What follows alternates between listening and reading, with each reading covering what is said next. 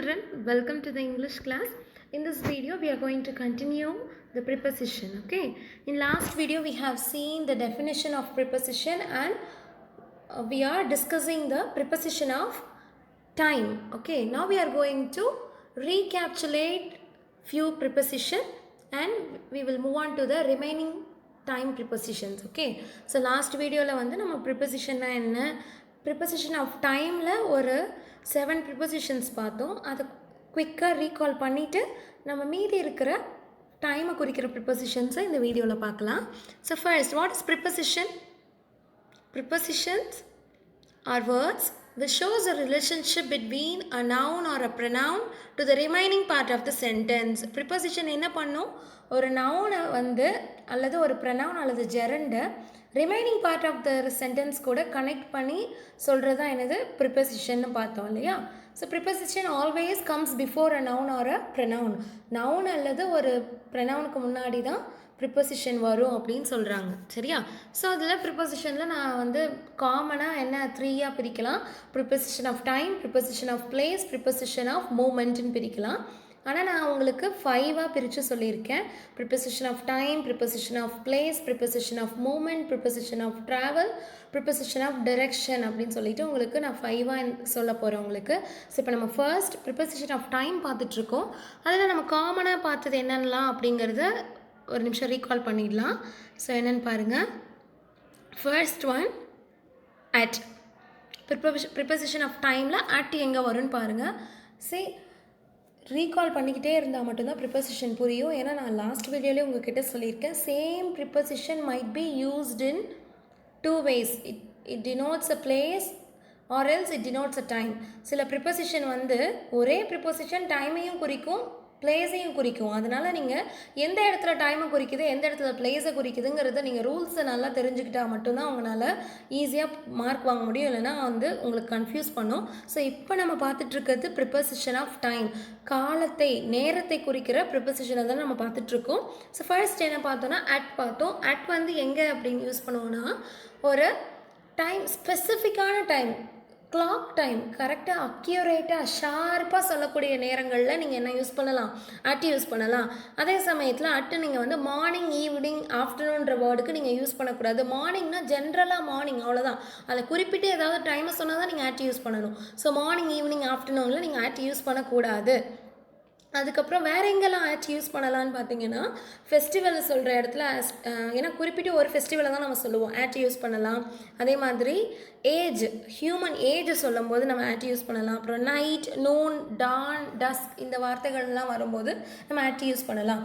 ஏன்னா வந்து சில வார்த்தைகள் எல்லாம் பார்த்திங்கன்னா ரொம்ப குறிப்பிட்ட டைமை சொல்கிற மாதிரி இருக்கும். அந்த மாதிரி வர இடத்துல நீங்கள் ஆட் யூஸ் பண்ணலாம். ரொம்ப ஸ்பெசிஃபிக்காக சொல்கிறோன்னா ஆட் யூஸ் பண்ணலாம் டைமை குறிக்கும் போது. அடுத்தது நம்ம பார்த்தது இன்.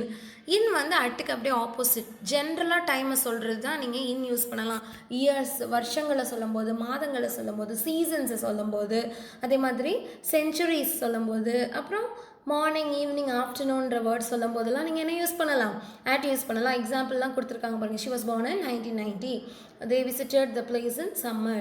So season, year, month, name of the month, periods of the day, அதுலேயே வந்து மார்னிங், ஈவினிங், ஆஃப்டர்நூன். இதில் வந்து ஜென்ரலாக மார்னிங்னா நான் ஏற்கனவே சொல்லியிருக்கேன், மார்னிங் 1 o'clockலேருந்து ஆஃப்டர்நூன் 12 வரைக்குமே மார்னிங் தான்.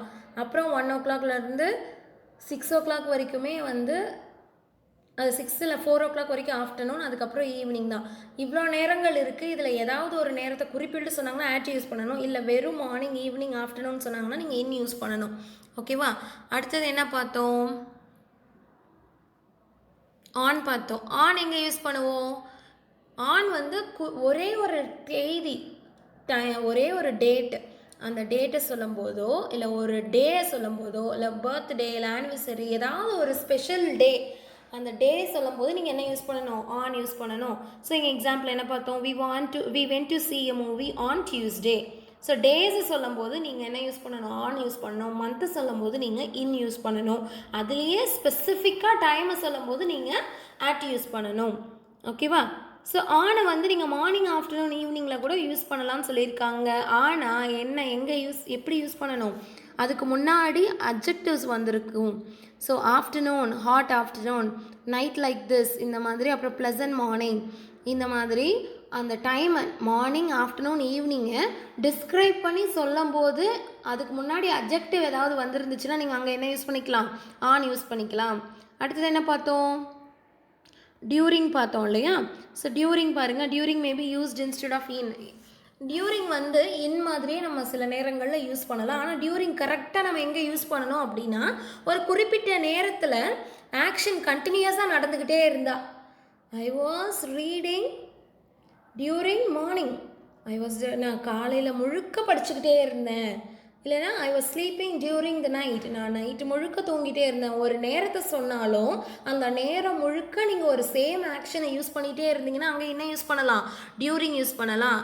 ஓகேவா? Example, during the war many people are killed. போர்க்காலத்தில் நிறைய பேர் இறந்து போயிட்டாங்க. அது எத்தனை நாள் வேணால் நடந்திருக்கும். ஆனால் அந்த போர் நடந்து முடிகிற வரைக்கும் சேமாக ஆக்ஷன், எத்தனை பேர் இறந்துருக்காங்கன்னு சொல்கிறாங்க இல்லையா?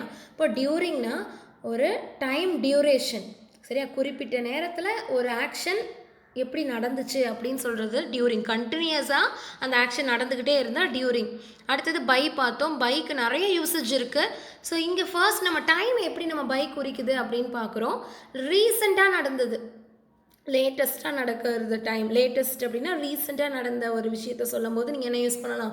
பை யூஸ் பண்ணலாம். பை த டைம் இந்த 3 மாதம் அப்படின்னா இந்த நேரத்துலலாம் நிலா வந்து மேலே வந்துடும். அப்போ ரீசெண்டாக கொஞ்சம் நேரம் தான் இருக்குது, ஒரு விஷயம் நடக்க போகிறதுக்கு கொஞ்சம் நேரம் தான் இருக்குது, இல்லைனா ஒரு விஷயம் இப்போ தான் நடந்து முடிஞ்சுது, இந்த மாதிரி சொல்கிற நேரத்துலலாம் நீங்கள் என்ன யூஸ் பண்ணலாம்? பை யூஸ் பண்ணலாம். அடுத்தது ஃபார். ஃபார் ரொம்ப ஈஸி. நமக்கு ஒரு நேரம் வந்து ஒரு டைம் வந்து எப்போ ஆரம்பிச்சது, ஒரு ஆக்ஷன் எப்போ முடிஞ்சுதுன்னு நம்மளால் சொல்ல முடிஞ்சதுன்னா, ஃப்ரம் அண்ட் டூ சொல்ல முடிஞ்சதுன்னா நம்ம என்ன யூஸ் பண்ணலாம்? ஃபார் யூஸ் பண்ணலாம். ஃபார் வந்து இந்த இயர்ஸ், டேஸ், ஹவர்ஸ், இந்த மாதிரி வார்த்தைகள் வரும்போதெல்லாம் நீங்கள் என்ன யூஸ் பண்ணலாம்? ஃபார் யூஸ் பண்ணலாம். ஏன்னா என்னால் கரெக்டாக சொல்ல முடியும் எத்தனை மணிக்கு ஆரம்பிச்சது, எத்தனை மணிக்கு முடிஞ்சுது, எந்த வருஷம் தொடங்குச்சு, எந்த வருஷம் முடிஞ்சுது அப்படிங்கிறதுலாம். இப்போ ஹிஸ்ட்ரிலாம் பார்த்தீங்கன்னா வார்லாம் சொல்லலாம். இப்போ ஃபர்ஸ்ட் வேர்ல்டு வார் வந்து எத்தனை வருஷம் நடந்துச்சுன்னுலாம் நம்மளால் சொல்ல முடியும் இல்லையா?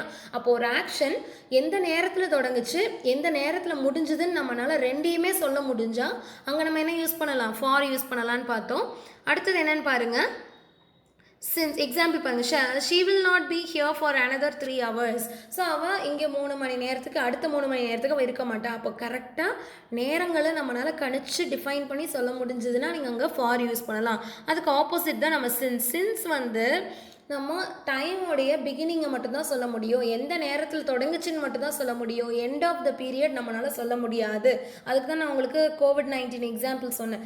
இந்த லாக்டவுன், இந்த COVID-19 எப்போ முடியும் நம்மளால் சொல்ல முடியாது, ஆனால் எப்போ ஆரம்பிச்சதுன்னு சொல்ல முடியும் இல்லையா? அப்போது ஒரு நிகழ்வு எப்போ ஆரம்பிச்சதுன்னு எனக்கு தெரியும், ஆனால் எப்போ முடியும்னு தெரியாது. அப்படிங்கிற இடத்துலலாம் நீங்கள் என்ன யூஸ் பண்ணலாம்? சின்ஸ் யூஸ் பண்ணலாம்.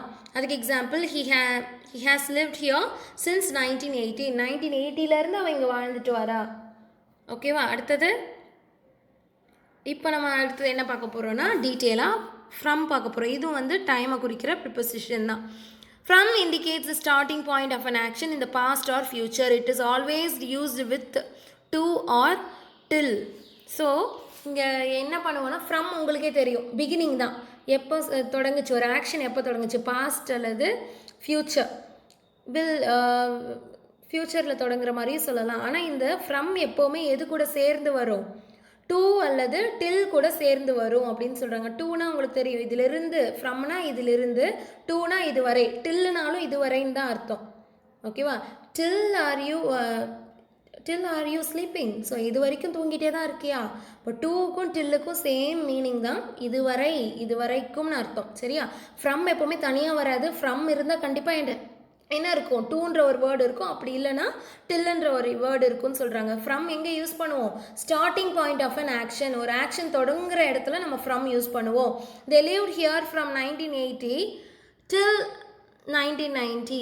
ஸோ இவங்க 1980லேருந்து 1990 வரைக்கும் இங்கே வாழ்ந்தாங்க. we worked from morning to evening அப்படின்னு சொல்லலாம். இல்லை till evening, காலையிலேருந்து சாயந்தரம் வரைக்கும் அவங்க வேலை செஞ்சாங்க. ஸோ இங்கே பாருங்கள்,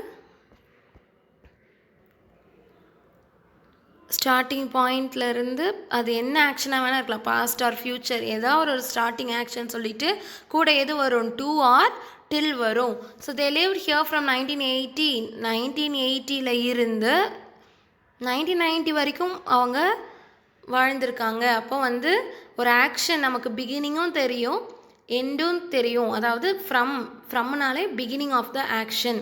அடுத்தது she lived with them from the age of 20. இங்கே 2 இருக்கணும்னு அவசியம் கிடையாது. இங்கே பாருங்கள், அவள் வந்து அவங்க கூட 20 வயசுலேருந்தே வாழ்ந்துட்டு வரா. அப்போ ஒரு ஆக்ஷன் வந்து எனக்கு தெரியுது, பிகினிங் எனக்கு தெரியுது, சின்ஸ் மாதிரி தான். சரியா?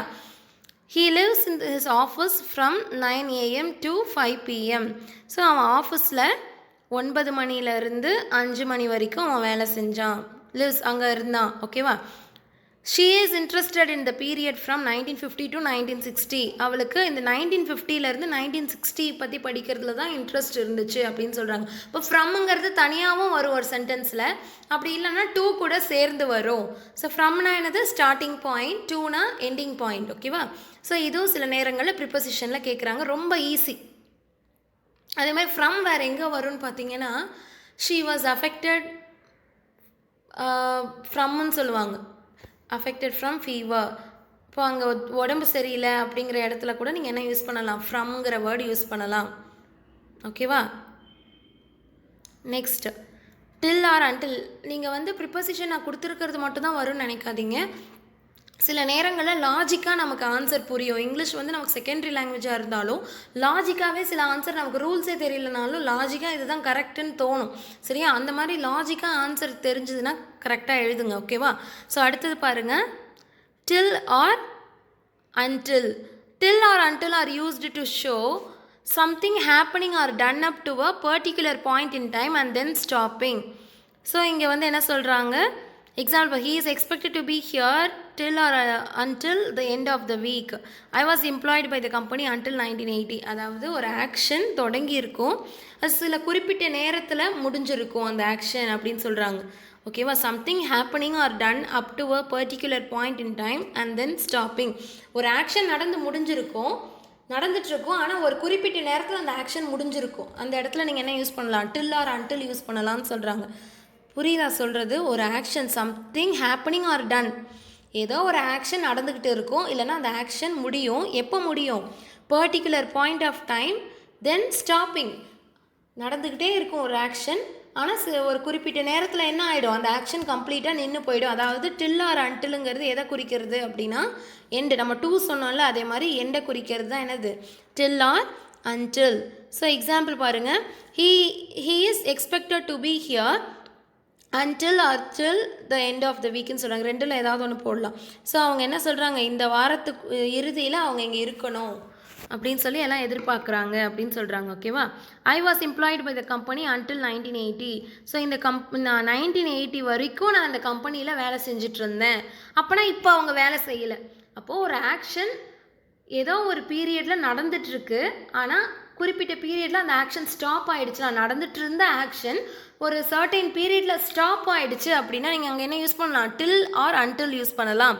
Next, you will have to wait until my return.